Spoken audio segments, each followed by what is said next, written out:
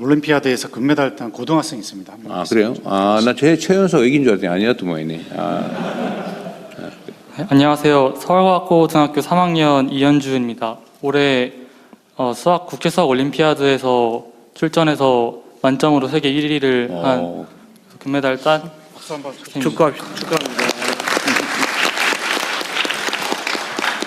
네, 먼저 이 자리 불러주셔서 너무 감사드리고, 그리고 제가 말씀드리고 싶은 것은 저는 미래기술 발전을 위해서는 뛰어난 인재들이 더 많이 이공계에 진출해서 연구자의 길을 걸어야 한다고 생각합니다. 그래서 저를 포함하여 제 주변에는 수학과 과학을 정말 좋아하고 이를 진로로 이어나가고 싶어하는 학생들이 많습니다. 그러나 실제로 진로를 고민할 때에는 연구자로서 만족스러운 삶을 살 수 있을지, 그리고 오랫동안 몰입하여 연구할 수 있는 환경이 마련되어 있을지와 같은 현실적인 고민을 하게 됩니다. 그래서 앞으로는 이러한 학생들이 현실적인 걱정보다는 학문에 대한 호기심과 열정에 더 집중할 수 있도록 해주셨으면 좋겠습니다. 이를 위해서 연구자의 전문성과 기여에 걸맞은 보상과 연구를 안정적으로 진행할 수 있는 환경을 만들어주시는데 힘써주셨으면 합니다. 감사합니다. 네, 우리 배 부총리가 열심히 연구하고 있는 분야죠. 제가 열심히 지원할 건데 대통령께서 그래도 격려 말씀 주시면 더 좋을 것 같습니다. 지금은 이제 뭐더라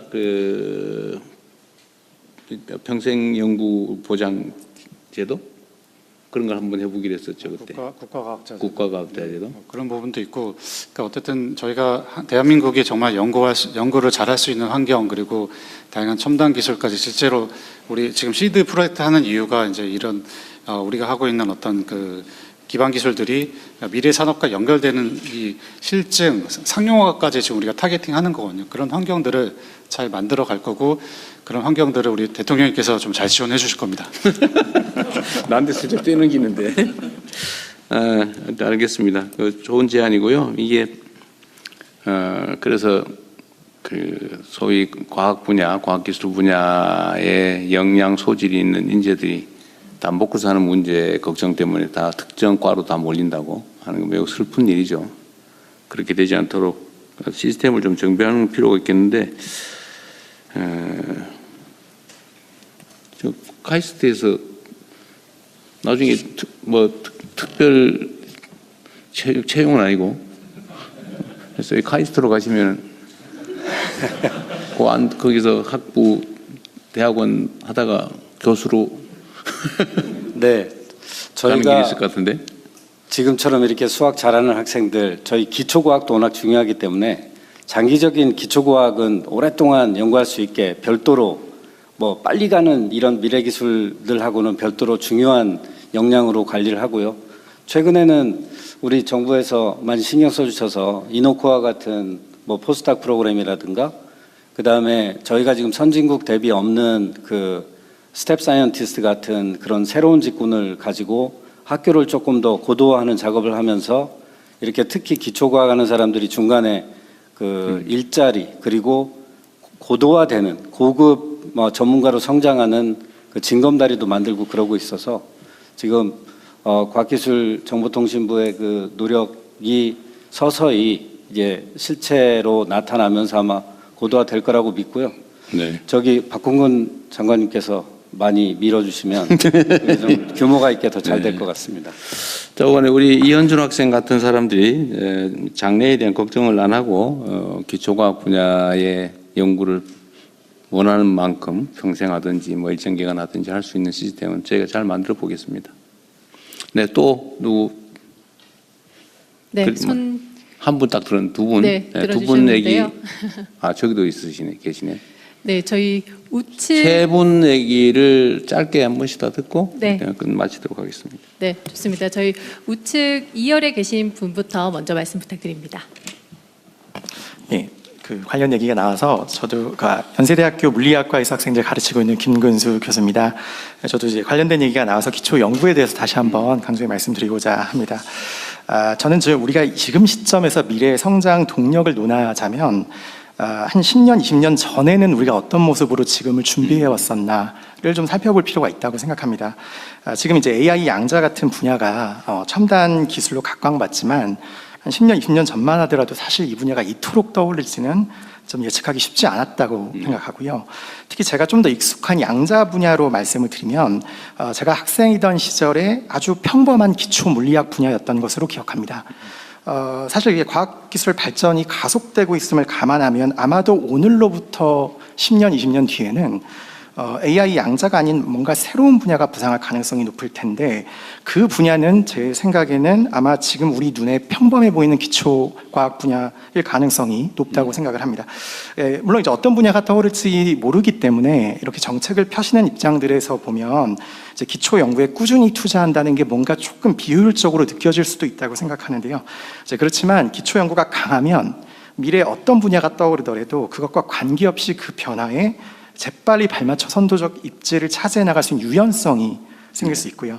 그래서 우리가 늘 새로운 분야가 떠오를 때마다 그것을 이제 선도하는 입장이 아니라 뭔가 빨리 추적해야만 하는 입장에서 출발하게 되는 이유가 제가 생각하기에는 결국 미래 성장 동력의 근본적 씨앗이라고 할 수 있는 기초 연구가 조금 부족하기 때문이 아니었나 이렇게 생각합니다.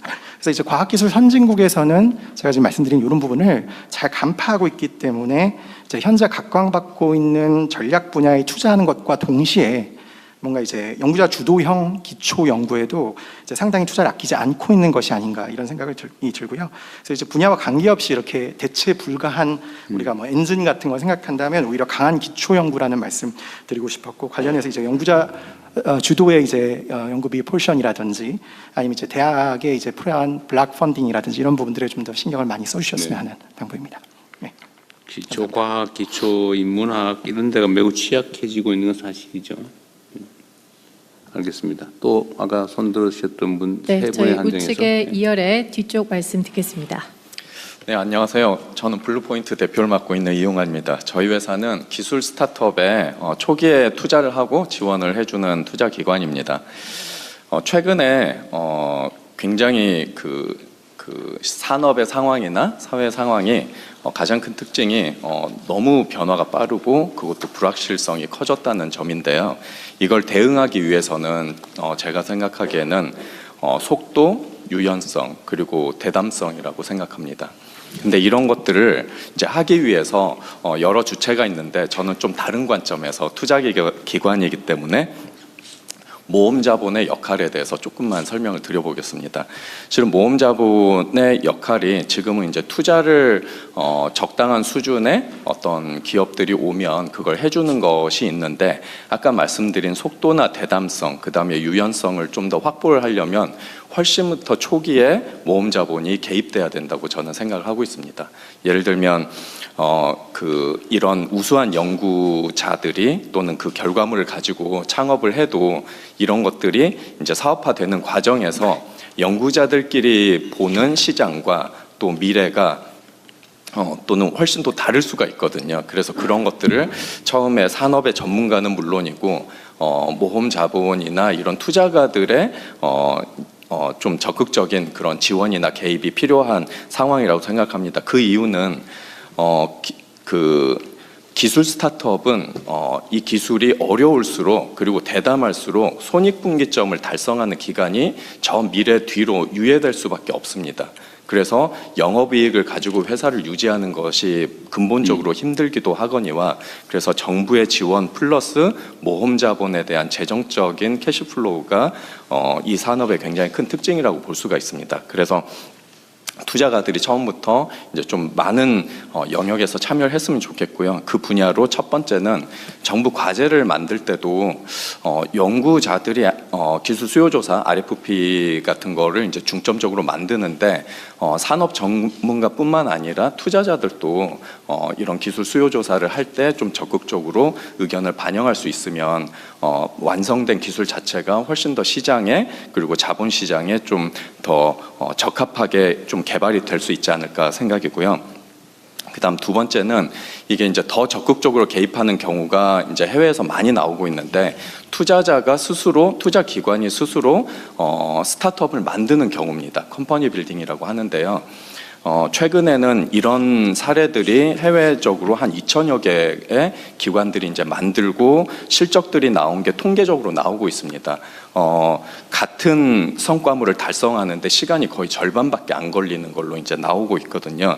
근데 우리나라에서는 좀 이런 방식이 최근에 법적 지원이 마련은 됐지만 실질적으로 하는 데 있어서 굉장히 좀 어려운 점이 있습니다. 그래서 이런 부분들이 조금 더 투자기관이 처음부터 적극적으로 역할할 수 있도록 했으면 좋겠고요. 마지막으로 기술에 대한 스타트업은 실은 금융의 본래적인 특성과 굉장히 상반된 게 많습니다. 예를 들면 금융에서는 단기 시간에 좋은 금융 수익을 올리는 게 좋거든요. 그래서 시간이 짧을수록 좋다는 게 이제 금융의 근본적인 원리인데, 이런 기술 스타트업은 굉장히 좀 시간이 오래 걸립니다. 그래서 어떻게 보면 좀 되게 좀 이제까지 굉장히 소외돼 있었고, 최근에 와서야 이제 금융이나 모험 자본이 관심을 갖게 됐고요. 이거를 좀 다르게 말씀드리면, 아까 장관님께서도 말씀하셨지만 R&D 지금 그 자금도 투자형으로 좀 연계해서